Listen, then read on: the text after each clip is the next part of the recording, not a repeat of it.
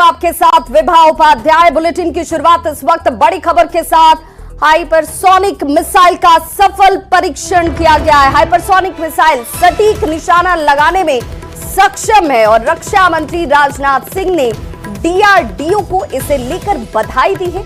DRDO के नाम पर एक और बड़ी उपलब्धि इस वक्त जुटती हुई देश के लिए एक ऐतिहासिक क्षण है, जहां सुपरसोनिक मिसाइल का सफल परीक्षण किया गया है। देश के लिए इस ऐतिहासिक क्षण का बनना अपने आप में गौरव की बात और डीआरडीओ के नाम एक और बड़ी उपलब्धि जुट जाती है।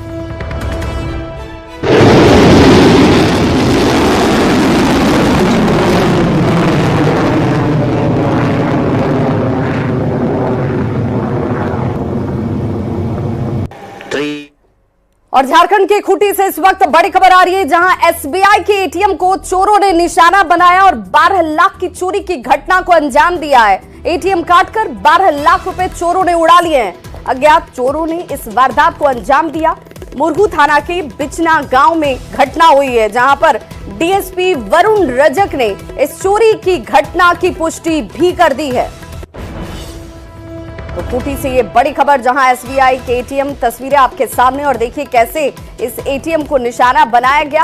अब पेट्रोलिंग को लेकर भी सवाल, गार्ड की तैनाती थी या नहीं थी, इसे लेकर भी सवाल। लेकिन सीसीटीवी कैमरे में देखिए चोर जो है वो नजर आ रहे हैं। हालांकि उन्होंने अपने चेहरे को ढक रखा है, क्योंकि यहाँ सीसीटीवी कैमरा लगा हुआ था और संभवतः इस बात को बखूबी चोर भी जान रहे थे कि कैमरे में तस्वीरें कैद हो सकती हैं, इसीलिए पूरी तैयारी के साथ ये चोर पहुंचते हैं। एटीएम से 12 लाख की चोरी की घटना को अंजाम देकर फरार हो जाते हैं। अब अज्ञात चोरों के खिलाफ मामला दर्ज कर कार्रवाई में पुलिस जुटी हुई है।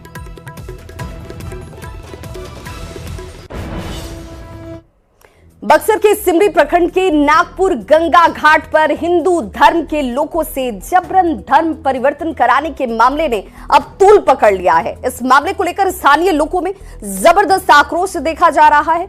मामले में शामिल 3 लोगों को हिरासत में लिए जाने और फिर बाद में सिमरी थाने से जमानत दिए जाने के मामले को लेकर भी लोगों में नाराजगी है, गुस्सा है। ग्रामीणों के मुताबिक इसके लिए कड़े कानून बनाने की जरूरत है। बता दें कि आपको 3 लोगों में एक तमिलनाडु का जबकि 2 पुराने भोजपुर के रहने वाले शख्स हैं। इस खबर पर ज्यादा जानकारी दे रहे हैं न्यूज़ 18 संवाददाता चंदन कुमार।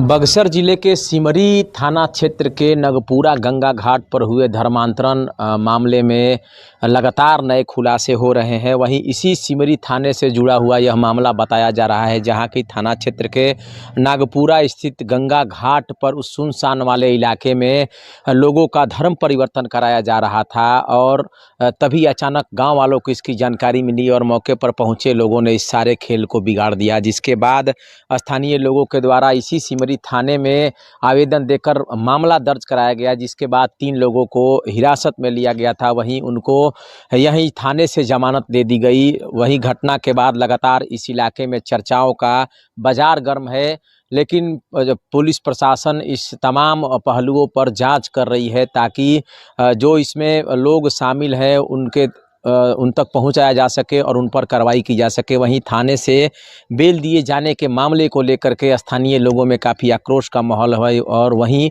लोग उन लोगों पर कड़ी कार्रवाई करने की मांग कर रहे हैं ताकि भविष्य में ऐसी घटनाओं को रोका जा सके।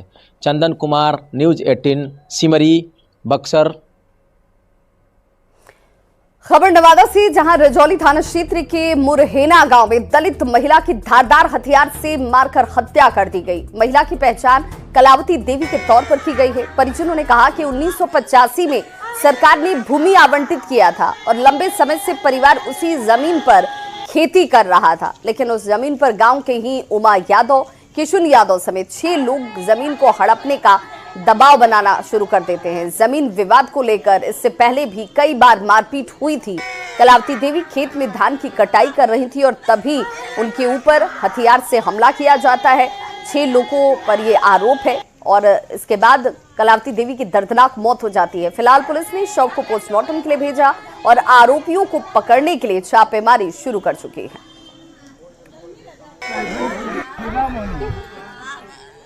जमीनी विवाद पहले से चल रहा था, उसी को लेकर विवाद हुआ है। अच्छा, शाम को ही मारपीट हुआ है, शाम को 4 बजे के आसपास।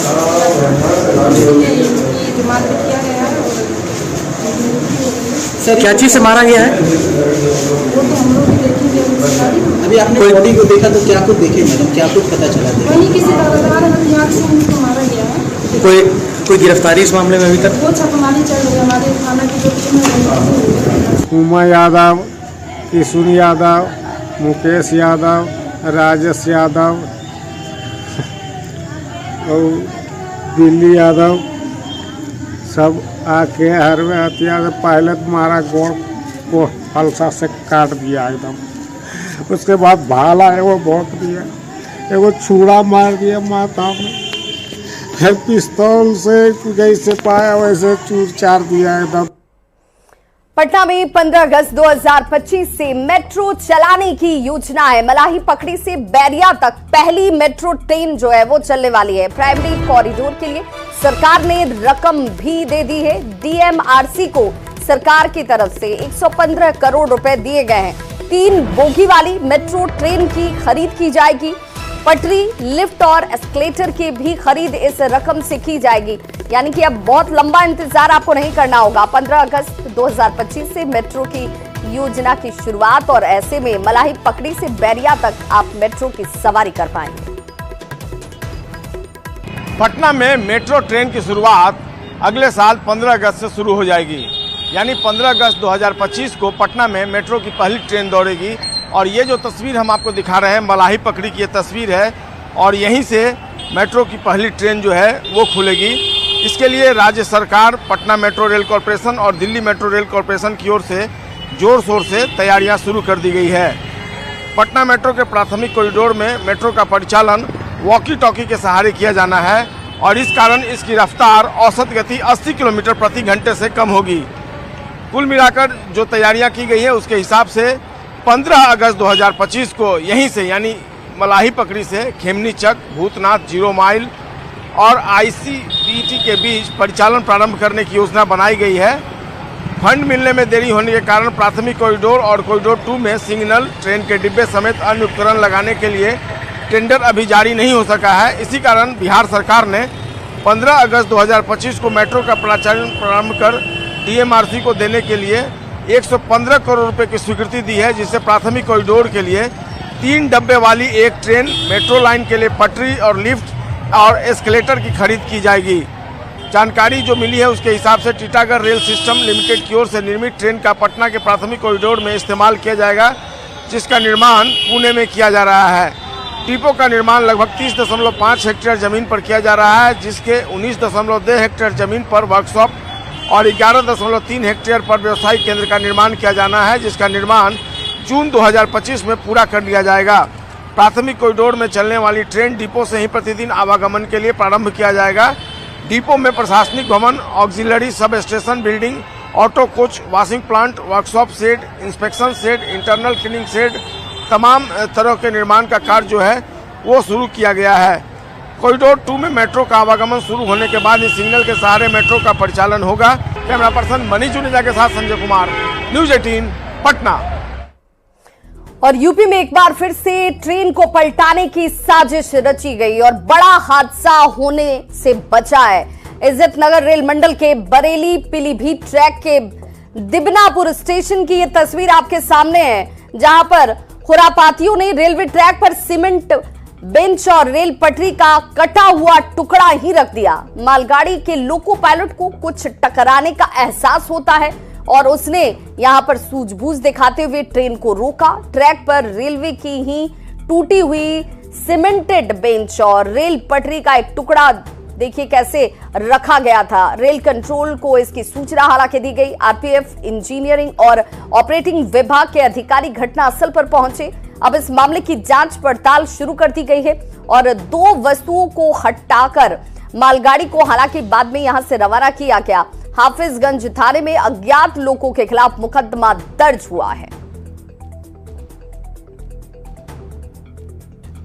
और अब बात झारखंड विधानसभा चुनाव के दूसरे रण की, जहां पर दूसरे चरण के लिए अब जोर आजमाइश जो है वो लगातार तमाम पार्टियों की तरफ से की जा रही है। जेपी नड्डा आज एक के बाद एक 3 चुनावी सभाओं को झारखंड में संबोधित करने वाले हैं। ताबड़तोड़ 3 जनसभाएं जेपी नड्डा की होंगी। अब ये सभाएं कहां होंगी वो भी जान लीजिए। बोकारो, धनबाद और जामताड़ा, इन 3 जगहों पर जेपी नड्डा हुंकार भरते नजर आएंगे। एनडीए उम्मीदवार के पक्ष में चुनावी माहौल बनाया जाएगा।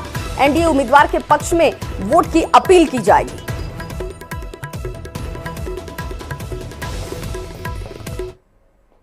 तो वहीं इंडिया अलायंस की बात करें तो इंडिया अलायंस की तरफ से तेजस्वी यादव आज झारखंड में मौजूद रहेंगे। भूली और झरिया में तेजस्वी यादव की सभा होने वाली है। कांग्रेस उम्मीदवार अजय कुमार दुबे और पूर्णिमा नीरज सिंह के पक्ष में तेजस्वी यादव जो हैं वो चुनावी सभा करने वाले हैं। वक्त दोपहर के 12 बजे का बताया जा रहा है, जब भूली में उनकी पहली सभा होगी। तेजस्वी यादव के दौरे को लेकर के तमाम तैयारियां जो हैं वो पूरी कर ली गई हैं और जो कार्यकर्ताओं का उत्साह है वो देखते ही बन रहा है।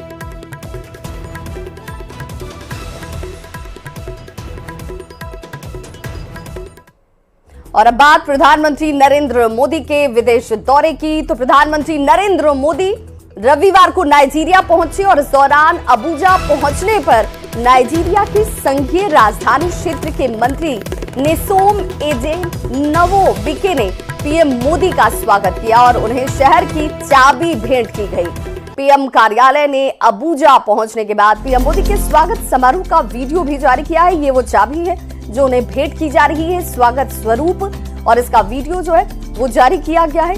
ढोल नगाड़ों के साथ पारंपरिक तरीके से स्वागत किया जाता हुआ प्रधानमंत्री नरेंद्र मोदी का नाइजीरिया में पीएम मोदी भारतीय समुदाय के लोगों से भी मुलाकात करते हुए नजर आए।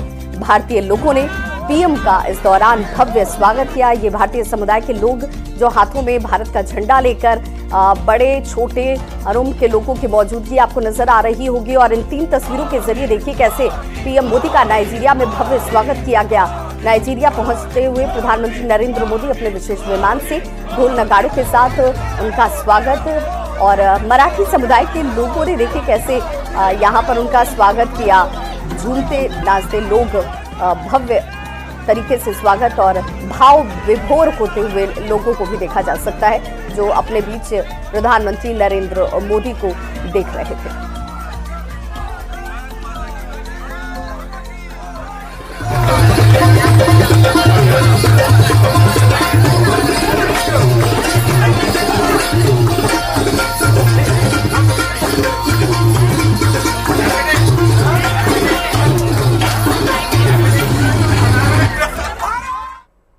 चमोली में भगवान बद्री विशाल के कपाट आज बंद हो जाएंगे और कपाट बंद होने की तैयारी लगातार चल रही है। रंग बिरंगे फूलों से देखिए कितनी खूबसूरती से बद्री धाम को सजाया संवारा गया है।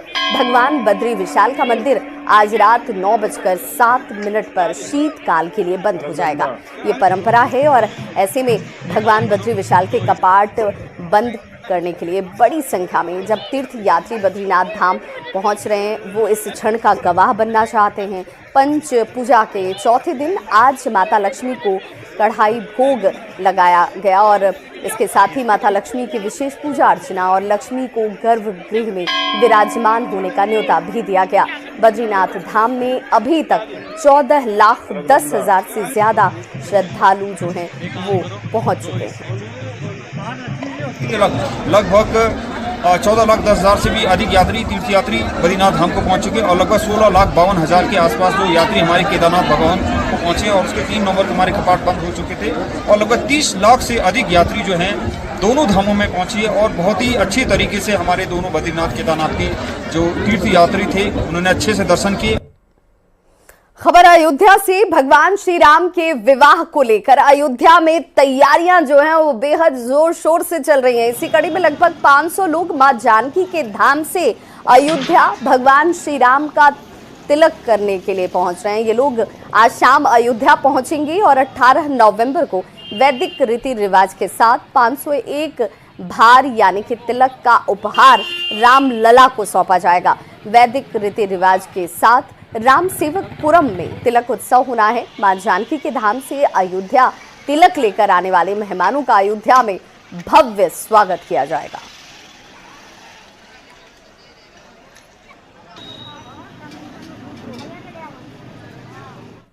और चलिए अब आपको कश्मीर घाटी लिए चलते हैं, जहां पर बर्फबारी से मौसम पूरी तरह से बदल चुका है। गुलमर्ग, बांदीपोरा और ऊंचाई वाले दूसरे इलाकों में जबरदस्त बर्फबारी हुई है, जिससे पारा माइनस में चला गया है।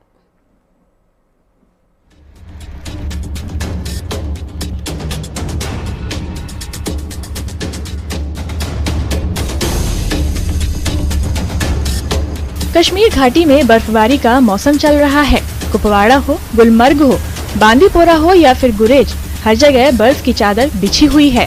बर्फबारी से कुपवाड़ा में सफेदी छाई हुई है। माजिल में सीजन की पहली बर्फबारी के बाद कुछ इस तरह का हाल है।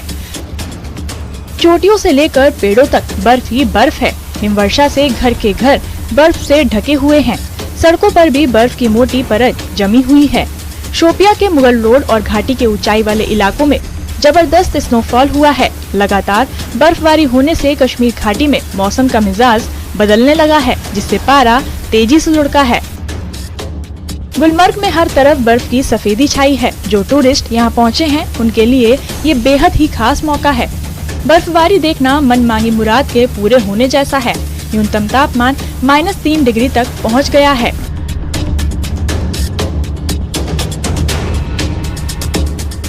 बांदीपोरा की ये तस्वीरें देखिए, जहाँ तक नजर जाएगी केवल सफेद बर्फ ही दिखेगी। आसमान से बर्फ की बारिश हो रही है। रफ्तार पर ब्रेक लगा हुआ है। गाड़ियों पर भी बर्फ की मोटी परत चढ़ी हुई है। लोग घरों में कैद होने को मजबूर हैं। यहाँ भी न्यूनतम तापमान -4 डिग्री रिकॉर्ड किया गया है, जिससे स्थानीय लोगों की परेशानी भी बढ़ती हुई दिखाई दे रही है। हिमपात होने से बांदीपोरा, गुरेज और मुगल रोड बाधित हो गया है। गुरेज का भी यही हाल है। बर्फबारी से पारा लुढ़क गया है। श्रीनगर समेत मैदानी इलाकों के कई हिस्सों में बारिश हुई है। मौसम विभाग के मुताबिक बर्फबारी का मौसम आने वाले कुछ दिनों तक बना रहेगा।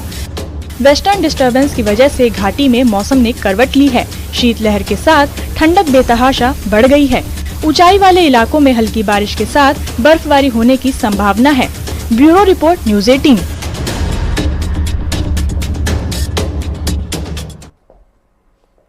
और अब बात आपकी सेहत की। दिल्ली में